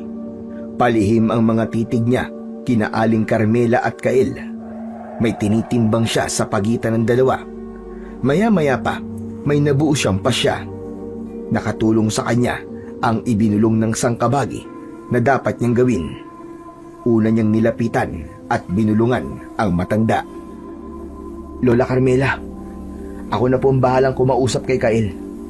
Hindi po natin siya isasama. Kaya relax lang po kayo riyan, ha? Ihanda na po ninyo mga gamit natin habang pinapakiusapan ko si Kael. Sige, iho. Mabuti naman kung ganon. Mahirap na kung patuloy natin siyang isasama. Manganganib talaga tayo. Nilapitan naman ni Buloy si Kael. Hinila pa niya ito sa isang sulok at pabulong ding kinausap. Kael, makinig ka sa sasabihin ko. Sa ating dalawa lang to, ha. Kumilos ka lang na parang wala tayong napag-usapan pagkatapos nito. Kunwari, ay hindi mo rin alam ang nangyari. Ilahad mo ang palad mo at may gagawin ako sa'yo bilang proteksyon mo galing sa kapangyarihan ng tangan kong kalawit. Matapos ang kung anong palihim na ibinigay ni Buloy kay Kael, ay malungkot na tinawag ng huli si Aling Carmela. Lola Carmela, sige po, aalis na po ako. Hindi na po ako sasama sa inyo tulad ng pakiusap sa akin ni Buloy. Mag-iingat na lang po kayo maigi sa kuweba. Huwag po kayo mag-alala. Hindi ko po sasabihin sa mga kalahi ko kung saan kayo magtatago. Buloy, sige, aalis na ako, ha. Saka ako na lang sasabihin sa inyo ang mga kahinaan ng mga kalahi ko kapag nagkita ulit tayo. Sige, Kael. Sana nga'y magkita pa tayo. Huwag mong hayaang makita ka ng tatay mo ha. Gawin mo na lang ang lahat na makakaya mo para hindi kanya makita at para matakasan mo siya at ang mga kalahi mo. Paglabas ni Kael sa kubo, ay saka gumana rito ang kung anumang ibinigay rito ni Buloy. Siyempre, ay hindi yun nakita ni Aling Carmela. Si Aling Carmela naman, sa loob, habang nilalapitan ni Buloy para tulungan sa paghahanda ng idadala nilang mga gamit, ay lihim na natutuwang hindi na nila kasama si Kael. Nako, mabuti naman Buloy at napapayag mong umalis ang Kael na yon. Hindi talaga ako kampanteng may kasama tayong aswang. Mas makabubuting tayong dalawa na lang sa kuweba. Hindi pa tayo mahihirapan. Saka mas makakapagtuon ka ng pansin na pag-aralan ng mga kapangyarihang taglay niyang kalawit mo. Mabuti ngang ako lang ang kasama mo. At isa naman akong albularya, hindi ba? Mas mababantayan kita kaysa sa kanya. Opo, Lola. Nako, bilisan na po natin at nang makaalis na po tayo rito. Mahirap na po may makasalubong pa tayong mga aswang sa paligid. Malamang ang iba po ipapunta na rito para manmanan o unahan tayo. Sige, mabuti pa ka. Ilang saglit lang ay natapos din sila sa kanilang ginagawa at agad na ring umalis. Nagpunta sila sa gilid ng sinasabi ni Aling Carmela na isang burol. May munting gubat sa bandang yun ng burol. Masukal ang rutang dinaanan nila bago nila narating ang tagong kuweba. Pagpasok nila sa kuweba ay kagad pinalibutan ni Aling Carmela ang bukana nito ng mga nakuha nilang mga putol na baging ng makabuhay. Nagsaboy na rin siya ng ilang dala niyang pangontrang langis. Sa loob din ng kuwebang yun, maghapong inaral ni Buloy ang iba't ibang kapangyarihan ng kanyang kalawit sa tulong ng mga ibinubulong sa kanya ng sangkabagi. Samantala ay walang kaalam-alam si Buloy na lihim palang nagmamasid sa kanya si Aling Carmela. Medyo matalim ang titig nito habang may ibinubulong sa sarili. Sige lang, Buloy. Aralin mo ang lahat na dapat araling mga kapangyarihan ng kalawit na yan. Hindi mo alam. Ay minsan na akong nakagamit yan. Alam ko rin kung paano magpagana ng mga kapangyarihan ng kalawit ng isang sangkabagi. Konting panahon na lang ang kailangan at mapapasakin din yan. Ako lang ang dapat na pinakamahusay na albularyo rito sa sityo. At ako lang din ang karapat-dapat na magtaglay ng kalawit na yan. Kaya humanda ka. Mamayang magdidilim, Buloy. Sa kabilang dako, ay hindi naman napansin ni Aling Carmela ang anino ng isang nilalang na nagtatago sa isang gilid ng kuweba. Ito naman ang nagmamasid sa kanya. Maingat at walang ingay ang bawat kilos nito. Nang sumapit ang takip silim, ay maririnig ang kakaibang ugong sa labas ng kuweba. Nagmumula ito sa sityo. Naghihiyawan ang mga tao, kaya pala'y nagdatingan na naman ang mga aswang. Sa pagkakataong yo'y nakahanap na kagad ang mga ito ng pangontra sa mga marka ng kalawit na nilikha ni Buloy sa palibot ng bahay. Dahil dito, naalerto sina Aling Carmela at Buloy. Teka, anong ingay po yun, Lola Carmela? Malamang na sumasalakay na naman ang mga aswang sa baryo, iho. Mukhang nawalan na yata ng talaba mga markang ginawa mo sa palibot ng mga bahay. Diyos ko po, nalagot na. Palagay ko ay kailangan mo lumabas, iho. Ipagtanggol mo mga kababaryo natin. Sige na, magmadali ka na. Kayang-kaya mo na sila, alam ko yan. Mabilis na nilapitan at ipinagtulakan ni Lola Carmela si Buloy palabas ng kuweba. Nang nasa bungad na sila, ay pabigla itong sumigaw, sabay tulak kay Buloy. Mga aswang! Mga aswang! Narito ang binatang hinahanap nyo na nagtataglay ng kalawit ng sangkabagi! Dalian nyo! Bago pa man siya makatakas! Nagulat siyempre si Buloy sa ginawang yun ni Aling Carmela. Hindi niya inaasahan yun. Teka po! Ibigay niyo po sa akin ang kalawit ko na iwan ko po doon sa loob. Saka bakit niyo po ginagawa sa akin to? Akala ko ba kayo mas kakampi ko kaysa kay Kael? Bakit biglang ganito ka, Lola Carmela? Biglang namulot si Aling Carmela ng malalaking mga bato sa paligid at sinimulang batuin si Buloy. Mamatay ka na ngayon din, hayop ka! Hindi ka ang karapat-dapat na magtaglay ng kalawit ng sangkabagi. Ako ang mas karapat-dapat. Hala, sige, mamatay ka na ngayon din. Etong saya! Sunod-sunod na natamaan si Buloy ng mga batong inihagis ni Lola Carmela. Ano pat halos napaluhod siya sa lupa. May isa pang tumama sa kanyang noo na kagad pumutok at mula sa sugat ay umagos ang dugo. Dahil naman dito ay naamoy kagad yun ng mga aswang. Agad nilang narinig ang atungal ng mga ito sa di kalayuan. Grabe ka! Ang sama mo, Lola Carmela! Nagpapanggap ka lang palang mabuti. Pero ang totoo ay isa ka palang mabangis na leon. Tumahimik ka! Diyan ka nagat naririyan ng mga aswang na lalapas sa'yo. Ako na may kukunin ang makapangyarihan mong kalawit sa loob na magagamit kong pamprotekta sa sarili ko. Magiging makapangyarihan na naman ako muli.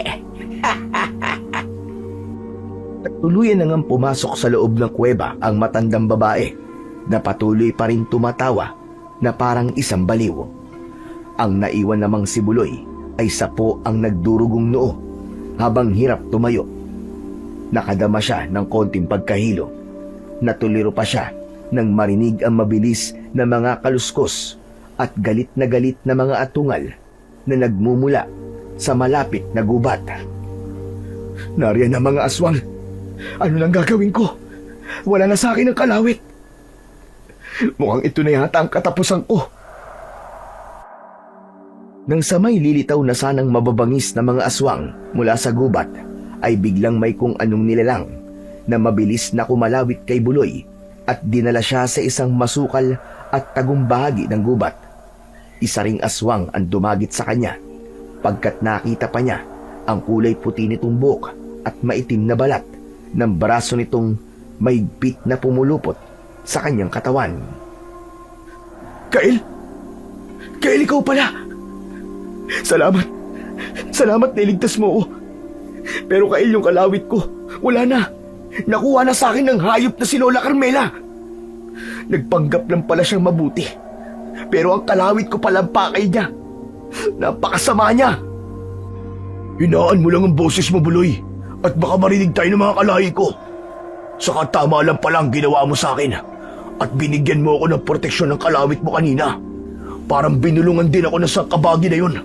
Oo, tama, sangkabagi nga.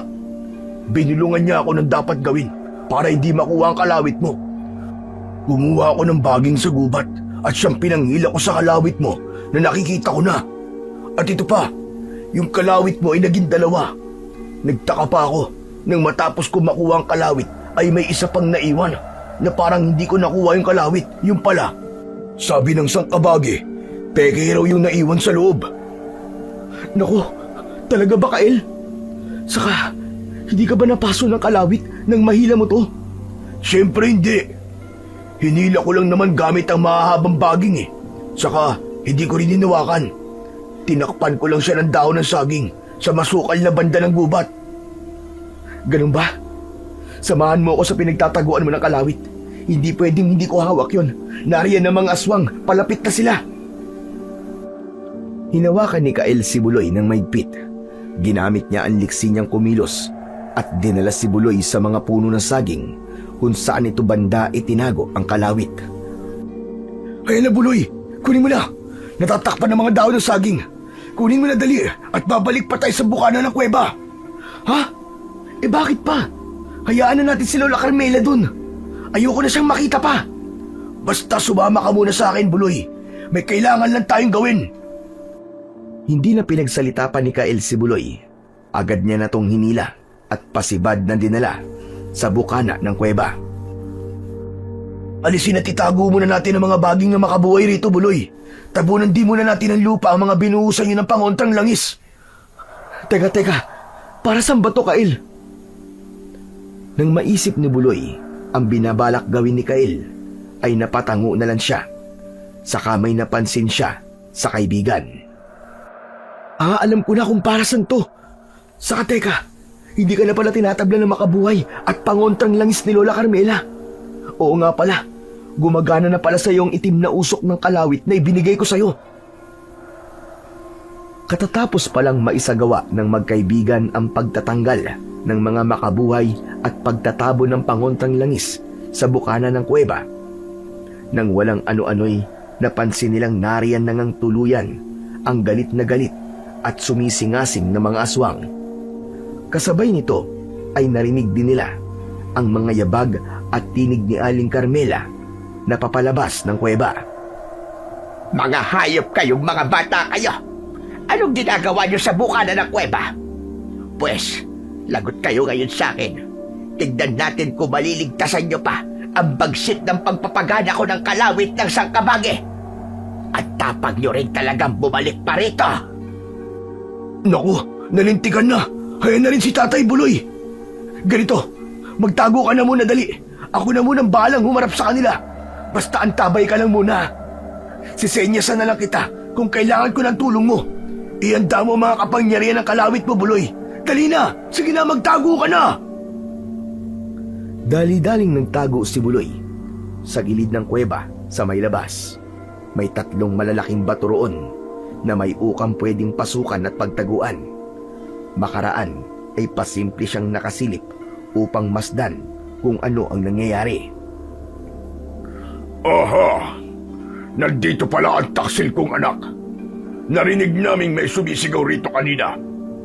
Nasaan si Buloy? Biglang nilapitan ni Mang Cardo si Kael at pasakal itong iniangat sa ere. Si Aling Carmela naman, nang makita ang nangyayari sa may bukana ng kuweba, ay hindi na itinuloy ang paglabas.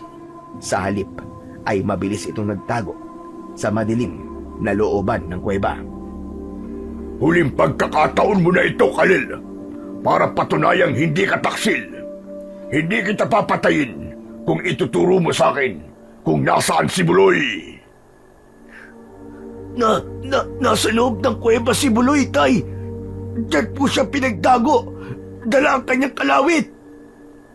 Sigurado ka? Malaman ko lang na gumagawa ka lang ng pakana ay talagang malalagot ka sa akin, Kael. Dahil ako mismo ang magwawakwak ng katawan mo. Hindi, Tay. Nagsasabi po ako ng totoo. Nasa loob po talaga si Buloy. Bilisan niyo pong pasukin bago pa man mo niya paganahin ng iba pang kapangyarihan ng kanyang kalawit. Hindi niyo po ba nararamdaman ang enerhiya ng kanyang kalawit? Nakiramdam naman si Mang Cardo at ang iba pang aswang. Nabitiwan nito si Kael nang mapagtantong totoo ngang mula sa loob ng kuweba ay sumisingaw ang enerhiya ng kalawit ni Buloy. Nararamdaman ko na ang kalawit ng Buloy na yon. Pues mga kasama, pasukin na ninyo ang loob ng kuweba. Ihanda niyo ang ituturo ko sa inyong pangontra sa enerhiya ng kalawit. Isagawa na natin ang pinagplanuhan natin paghuli sa kanya. Umugong ang nanggagalaiting atungal ng mga aswang na sabay-sabay na nagsipasok sa loob ng kuweba. Ngunit si Mang Cardo naman ay nagpahuli. Pagpasok naman ito, sinenyasan kagad ni Kael si Buloy na lumabas. Bilisan natin, Buloy. Ibalik na natin sa bukana ng kuweba ang mga baging na makabuhay. At ilantad ulit natin ang mga tinabunan natin pangontrang langis. Pagkatapos ay paganahin mo ng kapangyarihan ng kalawit mo. Kulungin mo sila sa loob. Bilisan mo na! Ngunit habang kumikilos sila'y napansin pala ni Mang Cardo ang binabalak nilang gawin nang bigla itong napalingon. Bunga nito ay galit na galit itong bumalik. Pasibad sana nitong muling sasakalin ng anak, ngunit ng pagkakataong yo'y muli nang gumana ang manipis na itim na usok na proteksyon ni Kael na pansamantalang nawala kanina. Dahil sa matinding pagkapaso ay agad itong tumilapon at bumagsak sa lupa. Hayop ka, Kael! Niloko mo lang pala kami. Kasama mo pala ang hinayupak na Buloy na yan. Saka paanong naramdaman ko sa loob ang kanyang kalawit? Sa puntong yun ay umalingaw-ngaw sa loob ng kuweba ang malakas na hiyaw ng paghingi ng saklolo ni Aling Carmela. Mga aswang! Mga hayop kayo! Bakit hindi tumalab itong kalawit ko? Gumana ka, kalawit! Gumana ka, buwisit ka! Buloy! Buloy, tulungan mo ako! Dahil sa napagtanto ni Mang Cardo na may iba pa palang kalawit ang nasa loob, ay mabilis itong kumilos patungo sa direksyon ni Buloy. Dadambahin sana nito ang binata, ngunit nakuryente nang simulang magpalabas ni Buloy ng manipis na itim na usok mula sa kalawit na inihahampas sa ere. Unti-unti itong kumalat at tumabing sa pasukan ng kuweba. Hindi! Huwag niyo kaming kulungin dito! Kael, anak! Pigilan mo siya! Papayag ka bang mangyari to sa iyong itay? Ikaw rin ay aswang, anak! Sa huli, babalingan ka rin ng Buloy na yan! Patawad po, Itay. Pero ayoko na pong maging isang aswang. Alam ko rin namang hindi nyo na ako muli matatanggap. Kaya wala na po ako magagawa, kundi ang kumampi sa kabutihan. Muli, Itay, patawad po! Pero anak, darating pa ang pinuno natin dito. Palabasin mo ako rito at ipagtatanggol ko kayo sa kanya. Sinasabi ko sa inyo, hindi siya kaya ni Buloy. Saka alam na rin niya ang tungkol sa kataksilan mo. Lalapain ka rin niya! Sa puntong yun, ay siya namang eksaktong pagdating ng hukbo ng pinunong aswang. Sobrang nakakatakot ang itsura nito. Mula sa iba pang mga aswang na kasama nito, ay ito ang pinakamalaki. Maskulado ang ugatan nitong katawan. Ang mga mata nito ay malalaki, sobrang pupula at halos lumuwa na. Sobrang tutulis din at tatalas ng mga kuko nito at mga pangil. Ang kulay puti nitong buhok ay mahaba at sobrang buwaghag. Para itong isang sinaunang gabunan. Diyos ko po, yun na ba ang pinuno nyo, Kael? Sobrang nakakatakot naman. Oo, Buloy, siya na nga. Pero huwag ka matakot. Humanda ka, Buloy. Magtiwala ka sa kapangyarihan ng kalawit mo. Kahit nanginginig ang kanyang katawan, ay humanda na si Buloy. Maigpit ang pagkakahawak niya sa kanyang kalawit na noon ay kapansin-pansing naglalabas ng maraming maiitim at manipis na usok. Naramdaman din niya ang pag-init nito, pero hindi naman siya napapaso. Maya-maya pa, sumenyas ang pinuno sa direksyon ni Buloy at Kael. Kasunod nito'y umugong ang katakot-takot na mga atungal ng mga aswang na sunod-sunod na nagsisigod. Si Kael naman ay pumosisyon na sa likuran ni Buloy. Ang proteksyon nitong itim na usok ay kumapal din. Kaya na sila, Buloy. Kalawitin mo na sila. Magtago ka na, Kael. Ako na ang bahala sa kanila. Samantalay mong magtago hanggat may proteksyon ka pa. Sige na. Nahirapan si Buloy na kalabanin ng sabay-sabay ang pagsugod ng mga aswang. Kada hampas niya, ang kanyang kalawit ay lalo namang bumabangis ang sumusunod na mga aswang na sumusugod. Agad natutumba ang kanyang mga nakakalawit, pero nagtumpok-tumpok sila sa kanyang paligid kung kaya napapaatras siya.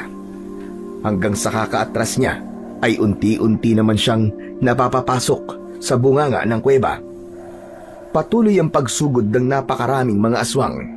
Patuloy rin ang papaatras na kilos ni Buloy hanggang sa may biglang humila sa kanya paloob dahil nakalagpas na siya sa harang na itim na usok. Si Mang Cardo yun na hindi niya napansing gigil na gigil palang gawin yun na agad nang ginawa ng makatsyempo.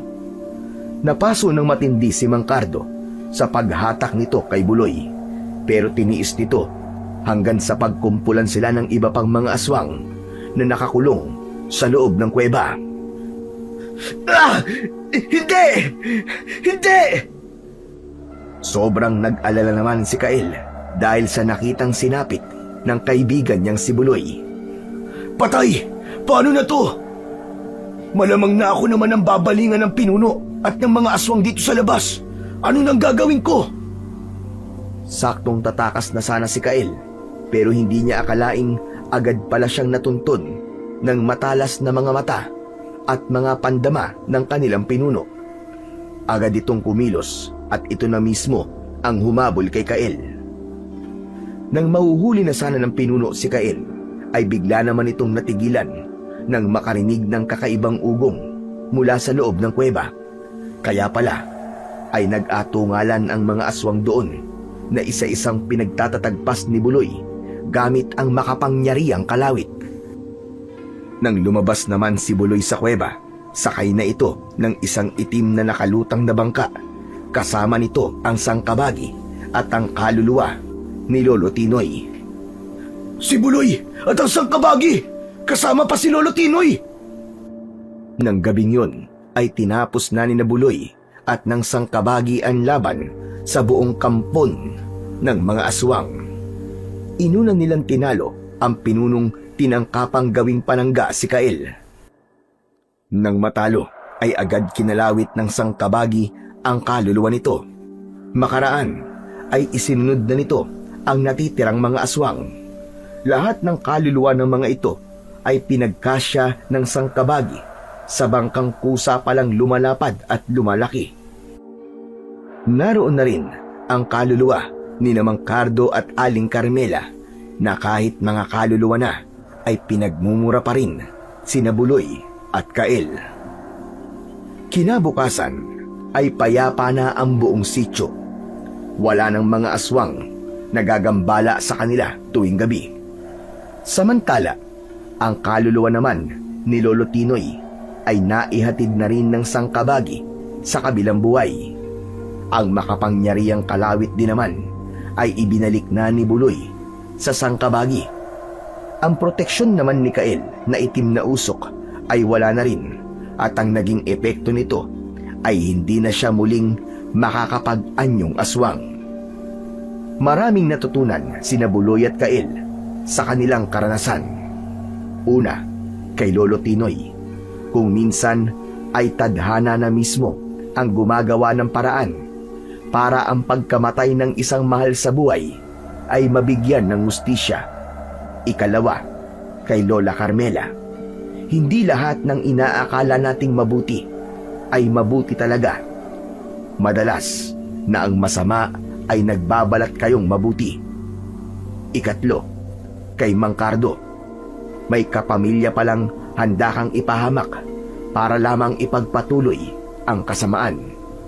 Ikaapat, natutunan naman ni Buloy at Kael na hindi hadlang sa tunay na pagkakaibigan kung saan panig sila ng liwanag at dilim. Kung minsan, ang dilim ay nahahawa rin ng liwanag. At sa huli, ang kabutihan pa rin ang mananaig.